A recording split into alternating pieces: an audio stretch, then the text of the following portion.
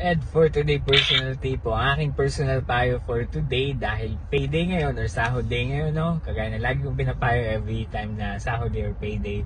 Huwag natin kalimutan na dapat ang payday bawas utang day, okay? Yun lang yung personal payo ko ngayong araw dahil kung papansinin mo, kapag binabawasan natin yung utang natin every time sumasahod tayo, no, mas magaan sa pakiramdam dahil una sa lahat, yung taong pinagkahiraman natin pera or institution, no, nag-expect din naman sila na babayaran natin sila din sa nahiram natin pera. Again, kung babayaran mo yun ng pakonti-konti, magugulat ka na lang after ilang months, after ilang years, no, na fully paid mo na pala yan. Kumbaga yung obligation mo pagdating sa utang, natapos mo na pala siya nang hindi mo namamalayan. Dahil nga again, naging habit mo rin naman ang pagbabayad ng utang every sahod. Kaya kung maaari at hanggat maaari, no, kung pwede lang ang pinapayo ko, kapag sahod day, magbawas tayo ng utang day. Bayaran natin pa konti-konti. Huwag nating hahayaan na hindi tayo makapagbayad every sahod. Dahil kapag hinayaan natin yan, sigurado ako, lolobo na lolobo yan, magkakaroon ng interest yan, at syempre, hanggang sa bubigat na yan, hanggang sa hindi mo na yan mabayaran. Kaya ang personal payo ko ngayong araw, kapag sahod day,